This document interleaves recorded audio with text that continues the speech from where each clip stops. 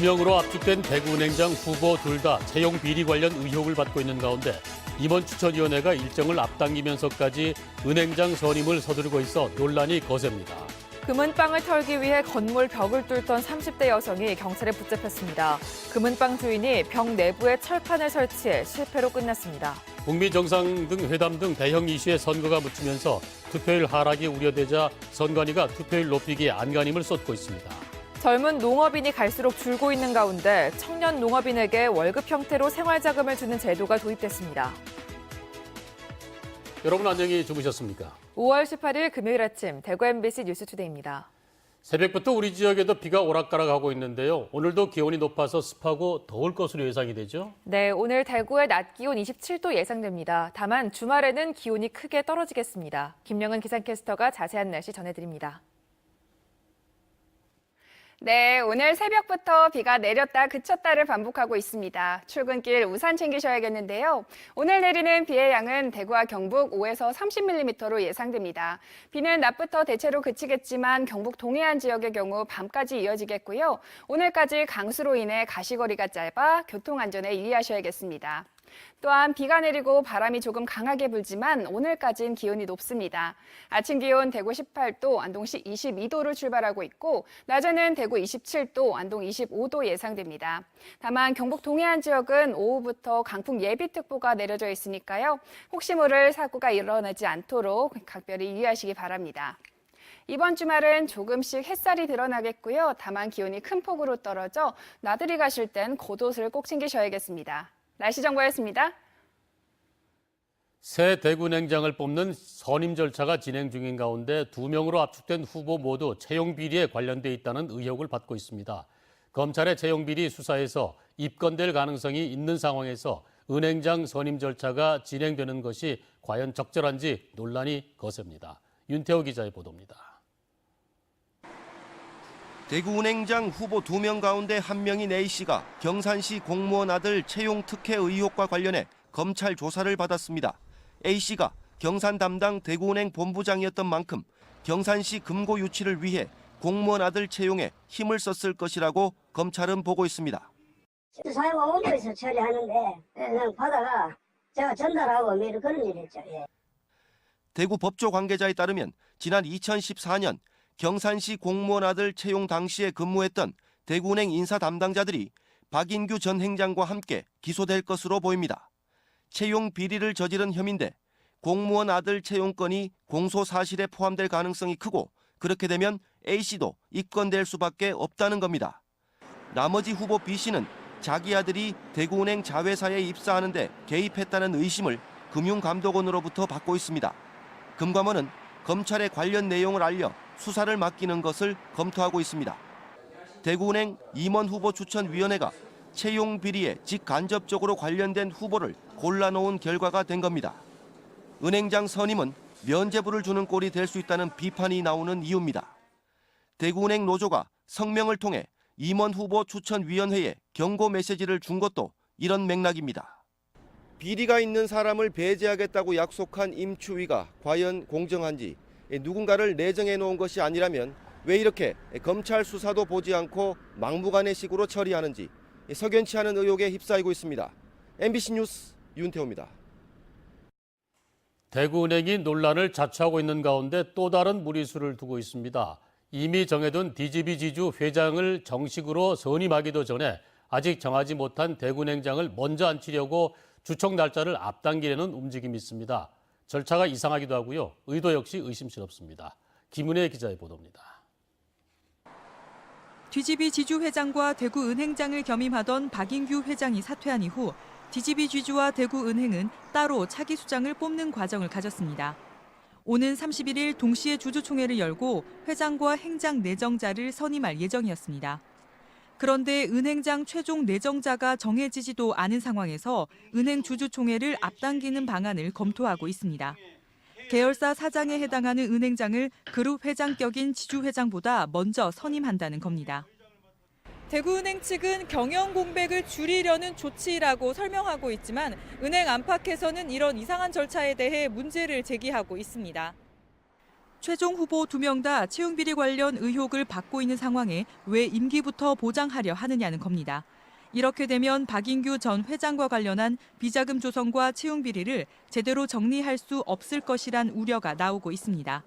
처음으로 외부 출신 회장을 영입해놓고는 실권은 기존 임원들이 행사하겠다는 뜻으로 읽힙니다. 관계가 됐든 주인이 됐든 그 하는 거는 기존 회장의 권한이라는 얘기죠. 주총의 주주로서 주주의 대표이사로서 원천적으로 그걸 지금 배제시키려는 움직임을 하고 있다는 거죠. 대구은행 노조도 성명을 내고 은행장 선임과 주주총회를 강행하며 논란을 불러오고 있다고 반발하고 있습니다. 채용 비리와 비자금 조성 의혹으로 신뢰와 이미지가 바닥으로 떨어진 이후 고객과 지역의 변화를 약속했던 DGB금융이 새 출발 전부터 삐걱대면서 그 의지를 의심받고 있습니다. MBC 뉴스 김은혜입니다. 오는 7월부터 버스 기사들에게도 근로시간 단축이 적용됩니다. 준공영제를 실시하고 있는 대구와는 달리 경상북도에는 운수업계, 버스기사 모두 큰 혼란에 빠졌습니다.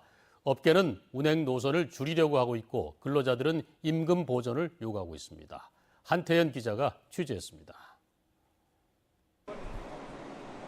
동대구 터미널에서 승객 3명을 태운 45인승 시외버스가 영천을 향합니다. 지금은 30분에서 40분 간격으로 운행하는데 오는 7월부터는 운행 횟수가 크게 줄 전망입니다. 오는 7월부터 개정되는 근로기준법으로 버스 기사들은 일주일에 52시간만 일해야 하기 때문입니다.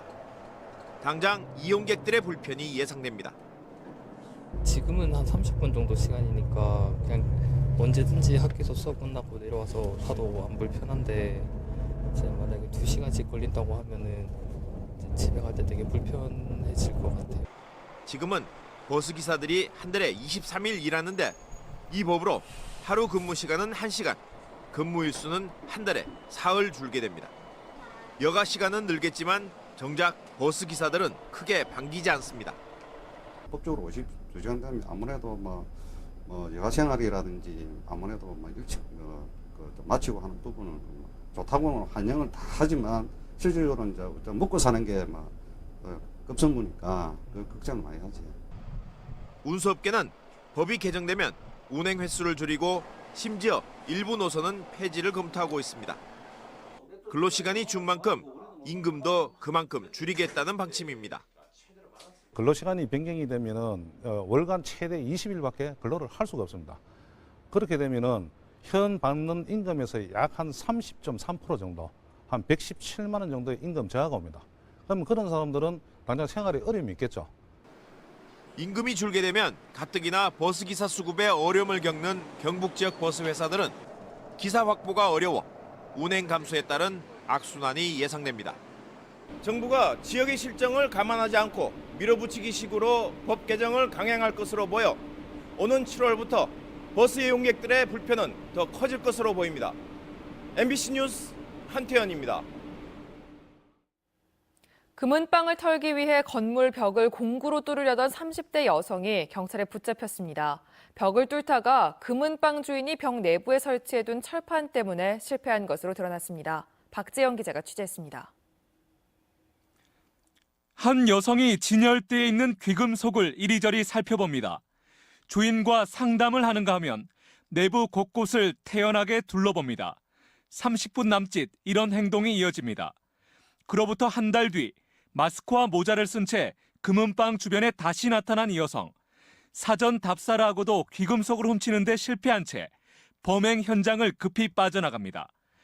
경찰에 구속된 36살의 이 씨는 이날 밤 11시부터 새벽 5시까지 6시간 동안 금은방 옆 분식점 벽을 해머나 곡괭이 등으로 뚫으려 했습니다. 와서 보니까 때리면 진짜 깨질 것 같다 이런 생각을 굳혔답니다. 그래서 시도하게 됐다고 하더라고요. 하지만 A 씨는 금은방벽 내부가 철판으로 둘러쳐져 있다는 사실을 전혀 알지 못했습니다. 금은방 주인은 15년 전 벽이 뚫려 7억 원어치의 기금속을 털린 경험이 있어 철저하게 대비를 해왔던 겁니다. 두 번 도둑은 안 맞아야 되겠다는 생각이 들어가지고 또 벽을 뚫히면 안 되겠다. 철판을 붙여야 되겠다 싶어요. 수천만 원의 빚을 갚기 위해 영화 같은 범행을 시도한 A 씨. 밤 11시부터 새벽 5시까지 무려 6시간 동안 이어진 벽을 뚫기 위한 영화 같은 사투는 쇠고랑을 차는 결말로 끝을 맺었습니다. MBC 뉴스 박재영입니다. 포항의 유명 쇼핑몰에서 관리 업무를 맡은 직원들이 고용계약이 해지되고 임금도 제때 받지 못한 것으로 드러났습니다. 사업주는 입점 업체들과의 관리비 분쟁으로 경영난이 심해져 임금 체불과 고용계약 해지가 불가피했다는 입장입니다. 장미쁨 기자가 취재했습니다. 포항의 대형 쇼핑몰의 관리회사 직원 20여 명이 사측의 임금 체불에 항의하는 시위를 벌였습니다. 청소와 방제, 보안 업무 등 쇼핑몰 시설 관리를 전담해온 직원들인데 밀린 임금만 수억 원에 달한다고 주장했습니다. 그동안에 4개월 반이라는 시간 동안에 월급 한 푼 못 받고 이렇게 일은 주가라 했는데 지금 나가라고 하는 마당입니다. 생활고가 어려워서 말도 못하고. 임금을 제때 받지 못한 것도 억울한데 직원들은 사측으로부터 지난 15일 고용계약을 해지당했다고 주장합니다. 급여 및 퇴직금은 지급되지 않았고 모두 그만두라고 하여 전기 안전관리자, 소방관련관리자 모두 퇴직당한 상태입니다. 회사 측은 입점업체들과의 관리비 분쟁으로 경영난이 심각해 임금을 제때 줄 수 없었고 직원 수도 줄일 수밖에 없었다며 체불된 임금 1억 6천만 원을 최근 지불했고 나머지 임금 문제도 조속히 해결하겠다고 밝혔습니다. 노동부는 업체가 경영난으로 임금을 체불하고 있는지 여부를 조사하고 피해 직원들 구제에 적극 나서겠다고 밝혔습니다. 사업주의 체불에 대해서 그 고의성에 대해서 조사를 해서 사업 처리를 하겠습니다. 체불 임금에 대해서는 차단금 제도를 이용해서 우선 국가에서 400만 원 한도 내에서 먼저 지급을 하고 대형 쇼핑몰 관리업체의 경영난에 임금 체불 문제로 갈등을 빚으면서 사태 해결을 위한 행정기관의 적극적인 대책이 시급합니다. MBC 뉴스 장미쁨입니다. 농촌을 유지할 젊은 농업인이 갈수록 줄고 있는 가운데 올해부터 청년 농업인에게 월급 형태로 생활자금을 주는 제도가 도입됐습니다. 이른바 청년 농업인 영농정착 지원 사업이 경북에서도 본격적으로 시작됐습니다. 보도에 이정희 기자입니다.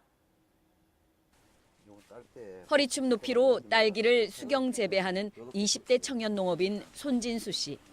대전에서 연구원으로 일하다 먼저 귀농한 부모님을 따라 농촌에 정착한 새내기 농부입니다. 독립경영 1년 차지만 어린이 체험농장 같은 마케팅과 홍보는 전문 농업인 못지않습니다. 몸과 마음이 너무 지쳤었고요. 직장 생활하는 것보다는 이제 제 시간 이거는 제가 하는 만큼 작물들이 알아주고 이제 소비자들이 알아준다고. 곤충 농장을 운영 중인 1년 차 또 다른 새내기 농업인 김윤하 씨. 곤충 산업의 가능성을 보고 늦은 나이에 농업에 뛰어들었지만 현실적인 어려움 때문에 포기를 결심한 게 한두 번이 아니었습니다. 할 수 있어요. 잘했었고 뭐 작물이라든지 뭐 곤충이라든지 정말 잘했었는데 고정적인 수입이 없다 보니까 그 부분이 제일 힘들었어요. 올해 처음 시행되는 청년 농업인 영농 정착 지원 사업은 젊은 농업인 유입을 위해 월급처럼 연차에 따라 매달 80에서 100만 원씩 3년간 생활 안정자금을 지급하는 제도입니다.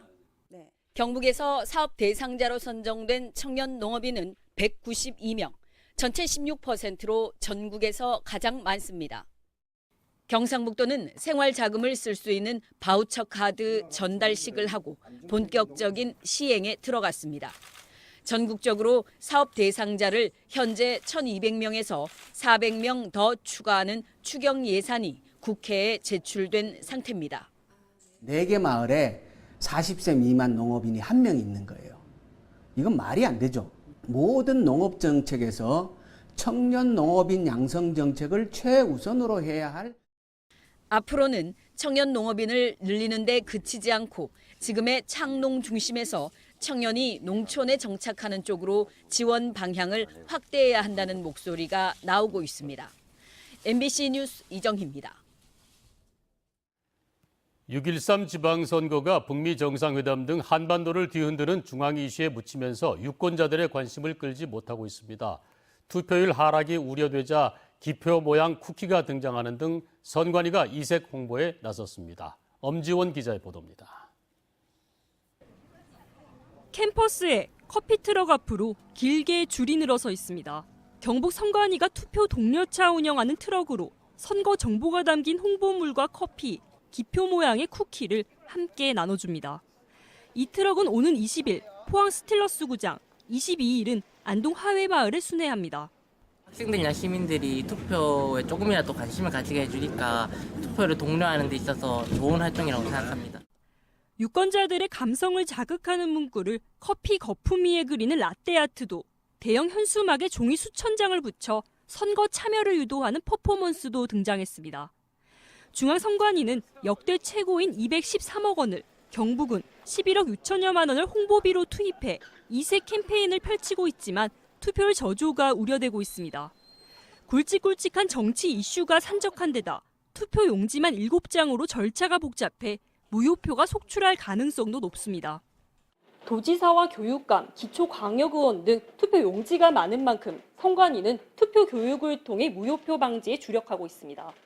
장애인이라든가 노인층 이런 선거 취약계층을 대상으로 해서 수례하면서 반복적으로 교육을 실시하고 있습니다.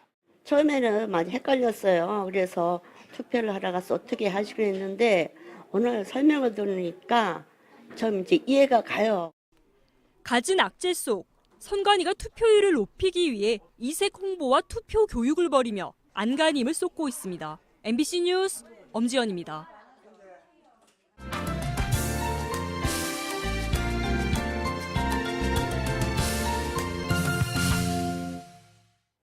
오늘은 5.18 민주화 운동 38주년입니다. 영화 택시 운전사가 지난해 관람객 1,000만 명을 돌파하면서 영화 속 실존 인물인 김사복 씨에 대한 관심이 뜨거웠는데요. 김사복 씨는 사실 5.18 이전부터 독일 기자 힌치 페터와 함께 제야 인사 취재에 동행했던 이른바 민주화 일꾼이었습니다. 광주 MBC의 송정근 기자입니다.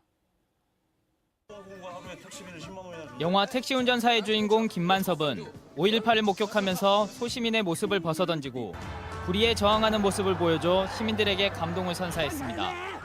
시민들의 관심은 자연스럽게 실제 인물인 김사복 씨에게 쏠렸고 5.18 영창특별전에서 처음으로 김사복 씨의 사진과 자료가 공개됐습니다.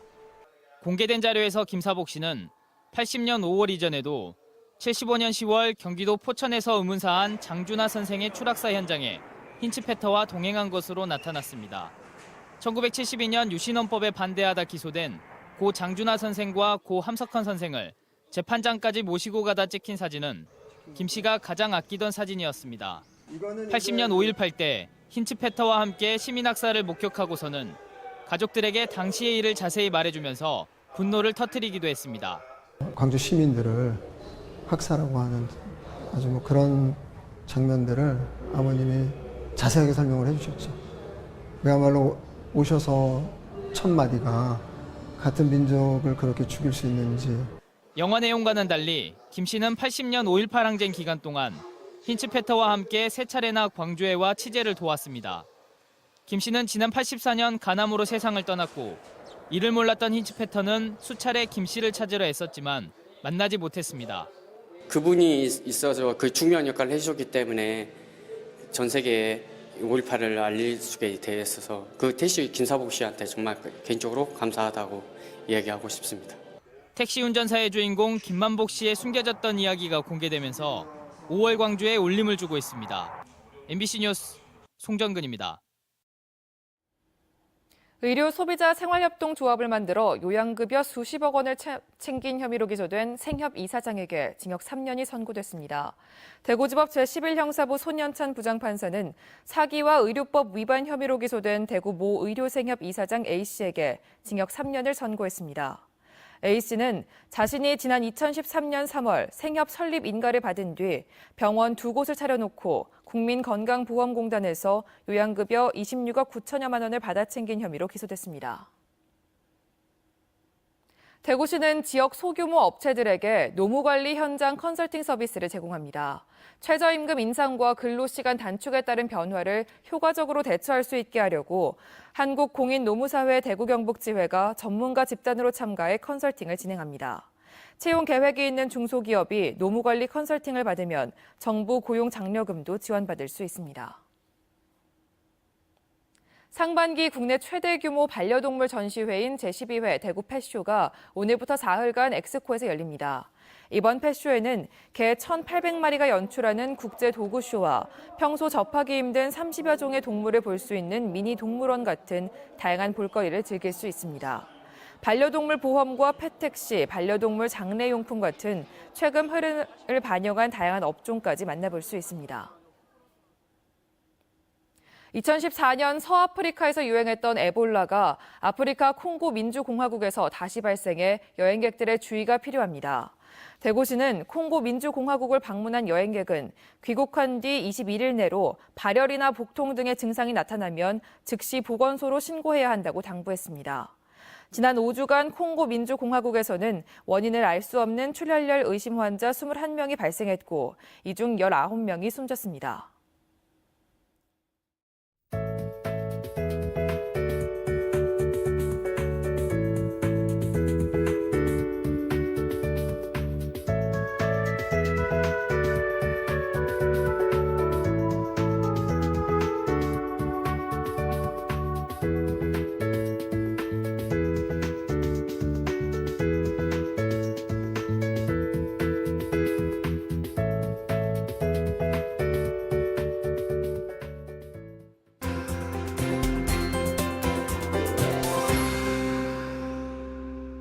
오늘은 새벽부터 비가 내렸다 그쳤다를 반복하고 있습니다. 출근길 우산 챙기셔야겠는데요.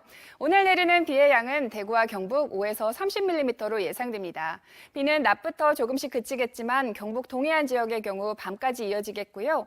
오늘까지 강수로 인해 가시거리가 짧아 교통안전에 유의하셔야겠습니다. 또한 비가 내리고 바람이 조금 강하게 불지만 오늘까지는 기온이 높습니다.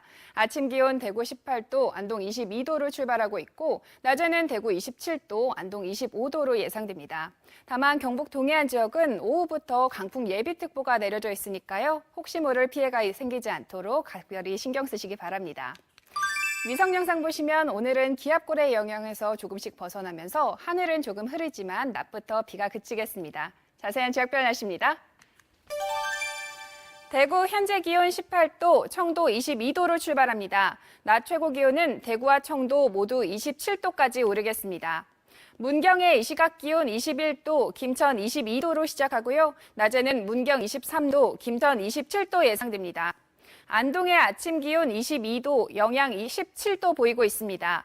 낮 기온은 안동 25도, 영양 20도로 일교차가 크지 않겠습니다. 포항은 아침과 낮 모두 15도 선에 머물겠습니다. 바다의 물결은 최고 5m로 매우 높게 일겠습니다. 이번 주말은 다시 조금씩 햇살이 드러나겠고요. 다만 기온이 큰 폭으로 떨어지면서 나들이 가실 땐 겉옷을 꼭 챙기셔야겠습니다. 날씨 정보였습니다.